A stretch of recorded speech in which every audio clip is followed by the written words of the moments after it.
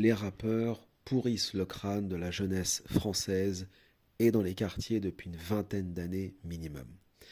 Dans les années 80-90, la majorité des rappeurs français, début 90, étaient plutôt sur un logiciel politique, spirituel, engagé, militant, etc. Puis dans la deuxième moitié des années 90, vers la fin des années 90, début 2000, on a vu arriver un certain nombre de rappeurs qui, bien évidemment, en imitant les rappeurs américains, les gangster rappers comme on dit aux États-Unis, ont essayé d'importer et d'imposer auprès de la jeunesse dans les quartiers ce qu'on appelle un rap de rue, un rap ghetto, un rap violent, avec des textes d'une extrême violence, agressifs, extrêmement vulgaires, où se mélangeaient tantôt des appels au meurtre, des appels à la dépénalisation du cannabis ou de telle drogue, des apologies ouvertement du trafic de drogue, du trafic d'armes, et tout cela a gangréné la vie dans les quartiers et a pourri le crâne de générations entières. Aujourd'hui encore, vous avez des individus qui approchent la quarantaine ou plus et qui réclament le retour de cette période comme si elle avait été bénie ou sacrée. Euh, Moi, j'en reste extrêmement abasourdi. Vous voyez, c'est une génération qui est foutue en fait.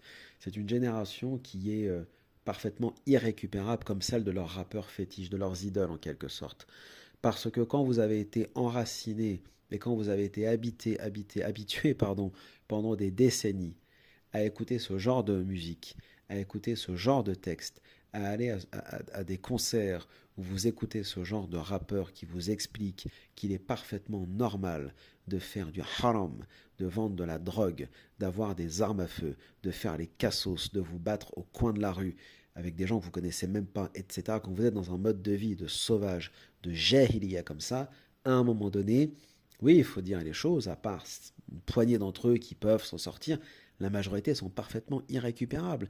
Et ce sont ceux-là aujourd'hui que vous voyez du matin au soir sur les réseaux sociaux, qui racontent leur vie de manière assez décousue et qui choquent les générations actuelles, les nouvelles générations qui ont un peu honte, hein, parfois même de leurs propres parents qui se comportent vraiment comme des cassos.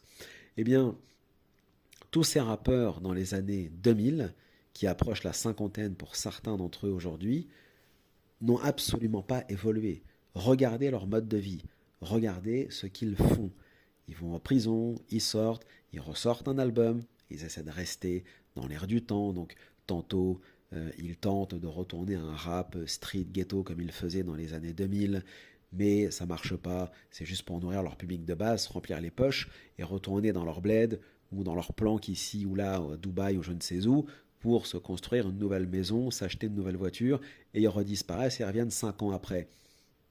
On voit à quel point les masses sont quand même extrêmement manipulables. N'importe qui peut venir, sortir un album, vendre du rêve, raconter une fausse vie de ghetto, une fausse vie de voyou, une fausse vie de gangster, se remplir les poches, quitter la scène française, partir pendant des années dans les Émirats ou je ne sais où, puis revenir quelques années après, refaire le même, remonter le même stratagème en quelque sorte, se remplir les poches et repartir, et ça marche à chaque fois en plus, c'est ça qui est extraordinaire.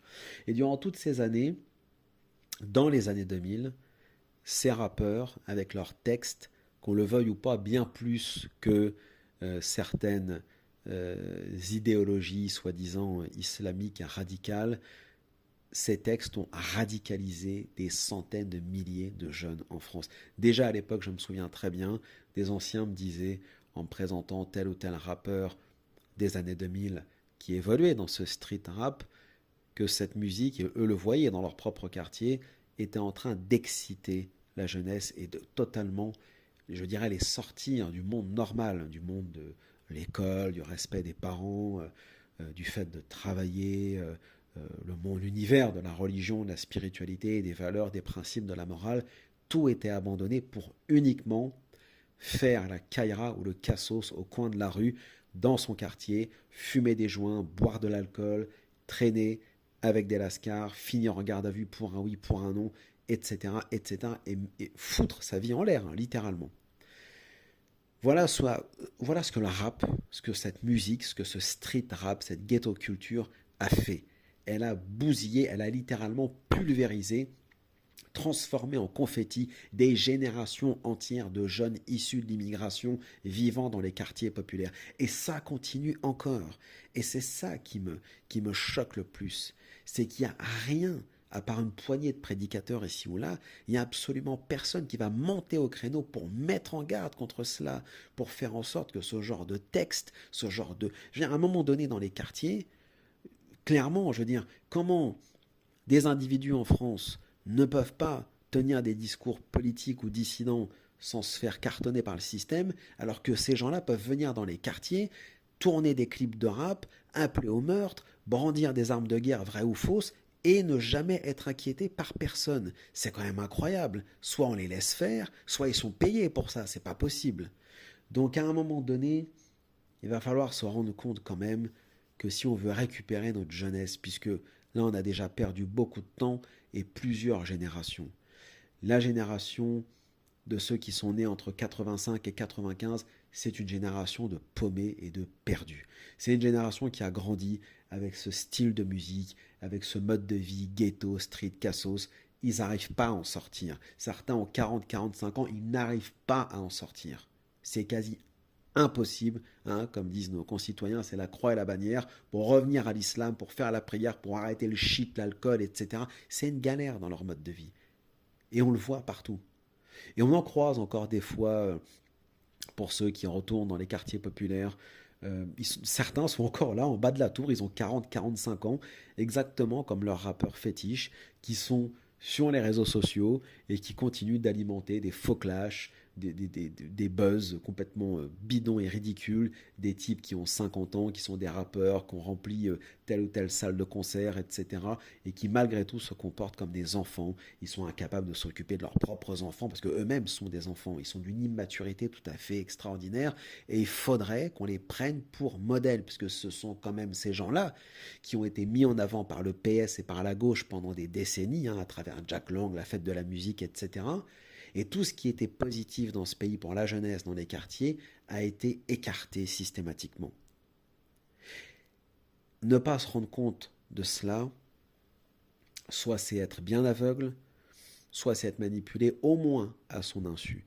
Donc ouvrir les yeux et se rendre compte qu'il faut en finir avec au moins on va être soft, avec ce rap ghetto, ce street rap, cette street culture. Je ne dis pas que tous les rappeurs sont pourris. Il y a une poignée de rappeurs conscients qui peuvent avoir des textes intéressants à vérifier. Je ne sais même pas si ça existe encore dans les faits, parce que je suis très loin de tout cela. Mais quand on voit encore sur YouTube et sur d'autres réseaux sociaux des clips de rap, des textes et des albums qui sortent exactement dans la continuité du rap extrêmement violent et extrêmement racailleux des années 2000, là on est parti pour une fois de plus embarquer la génération actuelle dans le haram, dans la délinquance et dans la destruction.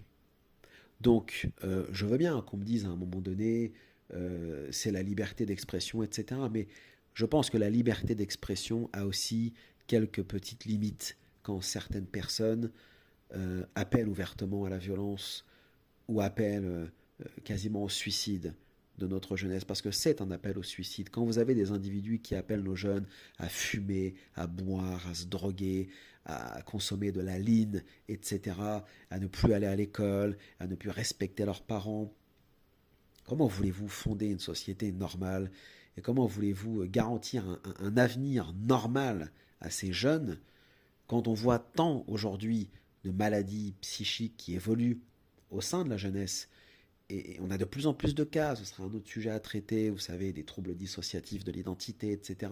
Bon, certains sont des fakes, c'est évident, mais il y en a aussi beaucoup qui sont réels et qui ne sont pas que liés à des traumas dans l'enfance ou l'adolescence, mais qui sont liés aussi à des prises de drogue et d'alcool, des consommations de produits illicites ou de poisons, hein, tels que l'alcool, qui embarquent, on va dire, des jeunes dans la destruction. Certains n'ont même pas 30 ans et ils ont déjà des cerveaux d'hommes, on va dire, d'alcooliques de 70 ans, en quelque sorte. C'est un peu exagéré, mais on n'en est pas loin quand même. Et ce rap ghetto des années 2000 a largement contribué à cela.